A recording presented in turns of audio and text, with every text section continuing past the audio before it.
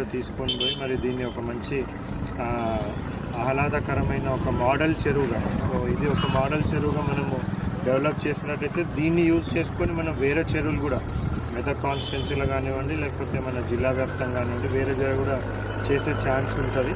So especially చెరువులో చూసినట్టయితే మనము మంచి లైటింగ్ సిస్టమ్, సో మంచి గ్రీనరీ అవన్నీ డెవలప్ చేసుకొని చెరువుని ఇంకా కొద్దిగా క్లీన్ చేసుకోవాల్సిన అవసరం కూడా ఉంది.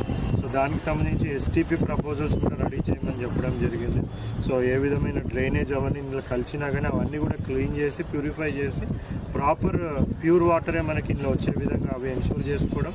సో దీంట్లో చెత్తాచెదారం ఇవి కూడా వేయకుండా అవి ఎన్షూర్ చేసుకోవడం, ఇక్కడ greenery plus other developmental activities అంతా కూడా టేకప్ చేసి ఒక మోడల్ చెరువుగా తయారు చేయడానికి ఏమేమి చర్యలు తీసుకోవాలనో అవన్నీ కూడా తీసుకోవడానికి మరి మున్సిపల్ ఇరిగేషన్ శాఖ వాళ్ళ ప్రణాళికలు అన్నీ కూడా వాళ్ళు సిద్ధం చేయడం జరుగుతుంది. సో అది ఇదే విలేజ్కి తిరిగి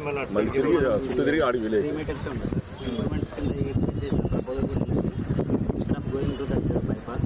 సో ఇక్కడ వచ్చి ఇట్లా సిద్దిపేట పెట్రోల్ అన్నారని ప్రపోజ్ చేస్తారు. బైపాస్ నుంచి వచ్చి డైరెక్ట్ సిద్దిపేట ఒక 1.5-3 కిలోమీటర్స్ వెళ్తుంది. మోస్ట్ ఆఫ్ ద సిటీ ఇది మొత్తం అంటే పైన కూడా ట్యాంక్స్ ఉన్నాయి సార్. ఆ ట్యాంక్స్ వచ్చి ఈ డెవలప్ ఈ అర్బనైజేషన్ మొత్తం దీంట్లోకి వస్తుంది. ఈ రోడ్ దాటి కూడా ఉంటాయి సార్.